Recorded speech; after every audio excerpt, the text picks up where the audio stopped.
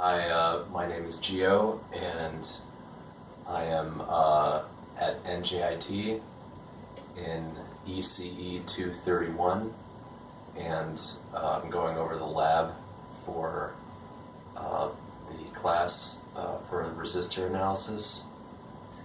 So let me show you how we started. So I'll take the camera.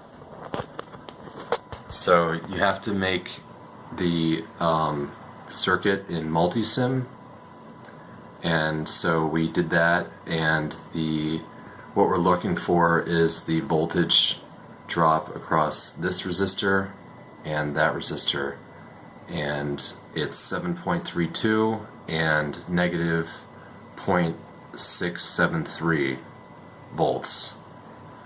Okay, so then we're using waveforms, and I have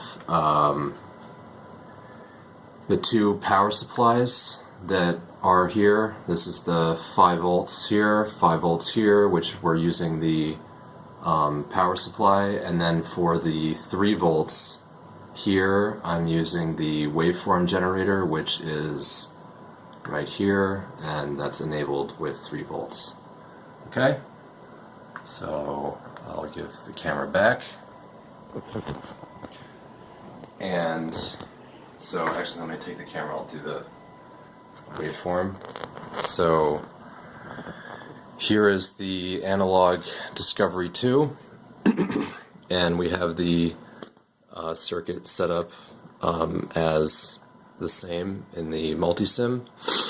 So I have 5 volts coming in here, going through a 10k ohm resistor, and then the 20k has negative 5 volts on that side, which is being provided by the negative terminal, or the negative voltage supply, and then the 6.8 kilo ohm resistor supplied 3 volts from the waveform generator. And let me just show you how the estimated things are. So we said that we're looking for the voltage drop across the 20k and the 6.8k. So let me show you what I got. I have my multimeter set up here, and positive is going to be on top. So the voltage drop across the first resistor is 7.3, which matches our value 7.327, which Multisim said we were going to get. And then if I look at the other resistor, the drop is negative 6.7, and we had negative 0.67329. So we're right on target there, and then let me show you. So that's that. So that's that, and then let me just go over this. So the other ways to estimate our values would be to use circuit analysis by hand. And so the way we did this was, in this first method, we're using node voltage method, which is basically Kirchhoff's current law, just in a sort of more enhanced way. But it all starts from the original method, which is basically, if we're looking at this node here, because we're trying to find the current going through this part and through this part, so that we can use the resistance value to calculate the voltage drops across these two resistors. So if we find the current in this line and in that line, we can find the voltage. So the node voltage method looks at the current coming in and out of this node, and Kirchhoff's current law says that the sum of all voltages, or of all currents coming in and exiting the node, will equal 0. So in this case, normally we would say it would be I1 coming in equals, or I1 minus I2 minus I3 equals 0. Now, in order to keep the signs correct for the node voltage method, we are taught to reverse that and instead say I2 plus I3 minus I1 equals 0. So it's just a sign convention, but that's why I have that written here. And then what we do is we basically define the voltages, the currents, in terms of volts divided by resistance, which would be using Ohm's law. So the way we defined I1 was we looked at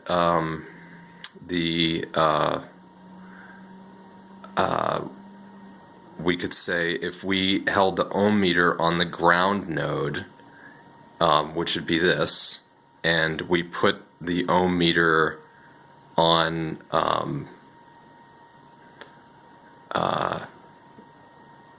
well, if we're just talking about like what is the voltage change across this branch, yeah, what is the voltage here going through this resistor, that would give us a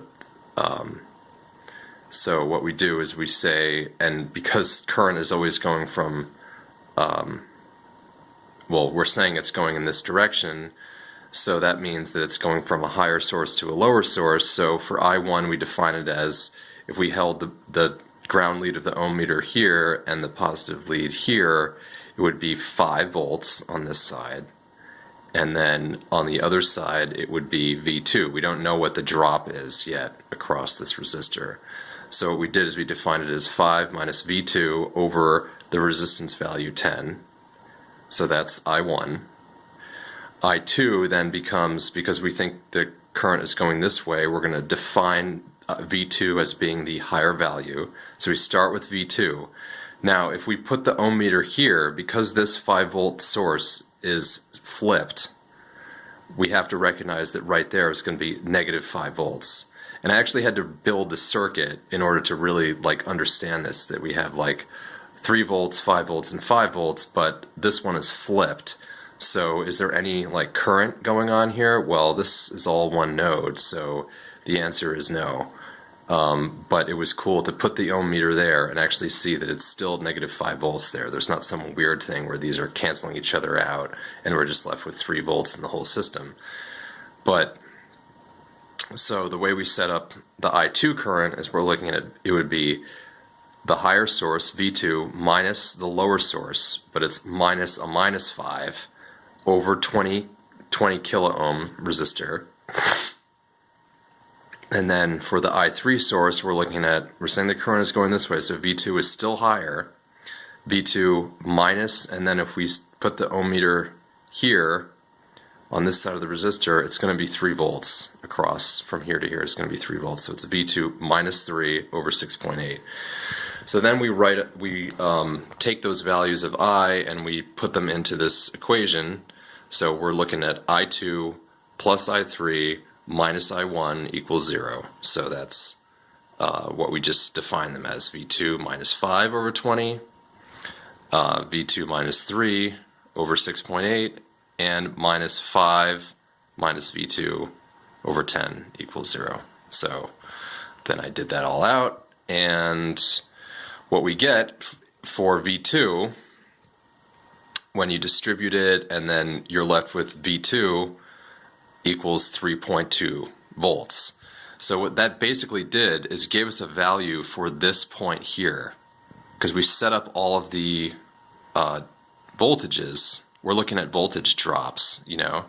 So we wanted to figure out like what is the voltage drop across this resistor, what is the voltage drop across this resistor and this one, and we put them all together to get the voltage there. Now the coolest thing is it came out to 3.2 volts, and if we go over to our actual circuit, right now I have the resistor, I'm looking at the common node there with my positive terminal, and I have the ground lead hooked up to the common ground node of everything else, and it's coming out to 2.3 volts. So that wasn't actually what we were looking for, but it gives you what the voltage is there. And from that voltage, now we can use our definitions of our currents and just plug them in, which is what I did here. So instead of 5 minus V1, now it's 5.5 minus 2.32 over resistance is going to give us, it's actually 0.267 milliamps. So it's like 267 microamps. We did the same thing for this one, 0.366 microamps, 0.1 microamp. And then I just did a check here. I2 plus I3 minus I1 equals 0, 0.336 minus 0.1 minus 0.267, it's basically equals 0. So we have a little bit of a rounding error along the way, but we were then able to calculate the voltage drop. So the voltage drop across this resistor is going to be I2 times resistance, V equals I times R. So that's what we did here. V1 is I2 times 20,000 ohms equals 7.32 volts, and V2 is negative 0.68.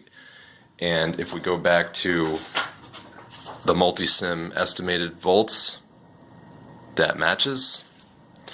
And we just showed you in the last video that the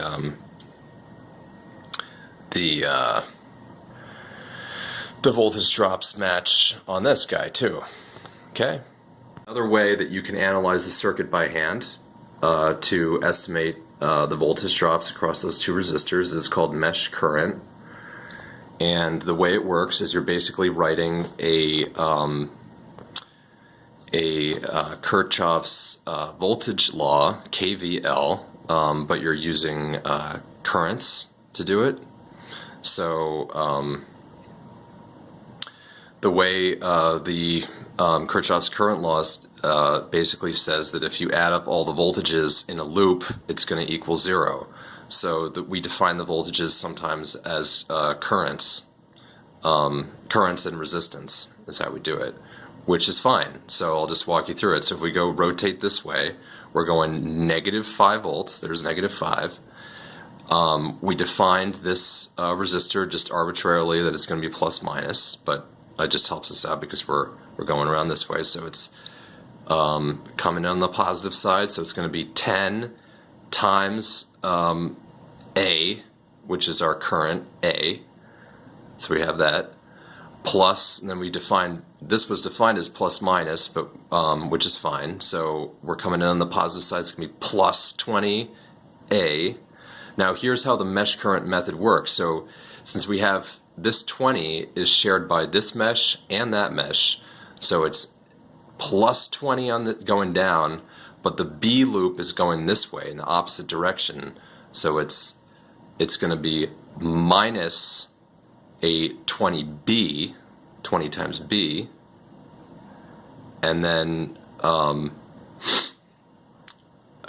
so we wrote that down here, and then minus 5 volts. Now because this is a voltage source already, we don't have to use the A and B's, which are our currents. We only have to use A and B currents when we're looking at resistance values. So that's our Kirchhoff's current law for mesh A, and we break that all down and we solve, and we have A equals 1/3 plus 2/3 B. Okay, so we'll use that later when we look at the other one. So for this mesh we have plus 5, and then like I said before, we're going to have plus 20B, but then we have the current going the opposite direction, so minus 20A.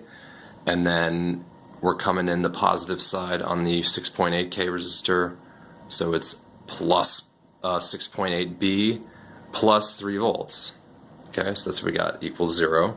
We break that all down, it comes down to 0.7462A minus 0.2985.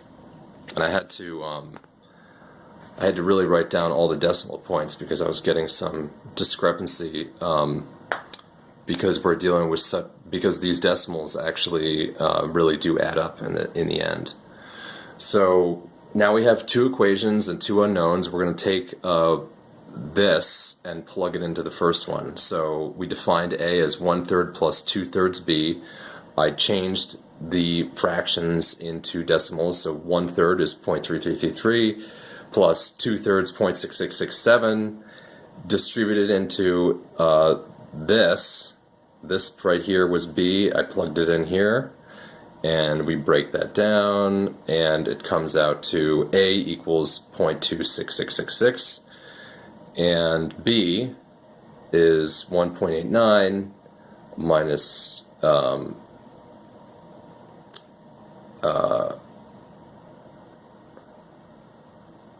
so yeah, I did the plugging in here already quickly. I took 7.46, which was up here, and multiplied it by this, skipped a step and just plugged it in there, and then minus 2985, which is already defined, and that's what we got. And then we're looking for those voltage drops again. So V1 was defined as would be using V1 would be 20A minus 20B. So that's what that is there. And we plug in our numbers, 2.666 minus 20B, which is 0.09955. I think that's what I wrote. And that comes out to, bang, 7.32 volts. And V2, 6.8 times 0.9995 equals 0.676. And it was interesting because on this V2 one, I actually, when I didn't do the decimal points, I actually came out with like 0.757. So that's a tenth of a volt difference. And when you're talking about millivolts, that's like a big difference. So I had to go back and really write out those decimal points, try not to do any rounding. And then we got a pretty close approximation, which if we look back to our Multisim, 0.67 and 0.67. So that's that.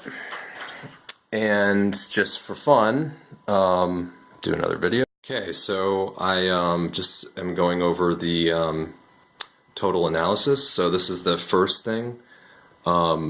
We did node voltage, and we came out with 7.32 volts and 0.68 volts.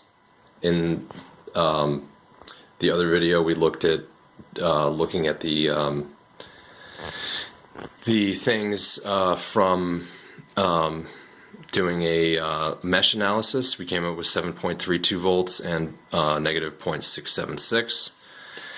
And then this is just looking at our actual resistance values and our measured values. So when we actually built the circuit, we got 7.3, which was what was pretty much expected, and negative 0.7, which is pretty close to the estimated 0.7, and then 0.67 and 0.68. And so right here we're looking at the our expected values. So here's our expected values. Multisim said it was going to be 7.32, node voltage 7.32, mesh 7.32, and 0.67, 0.68, and 0.67. And then those compared to our actual. And so the percent error for the V1 was only 1/3 of a percent, so not even 1% difference between measured and actual, expected and actual.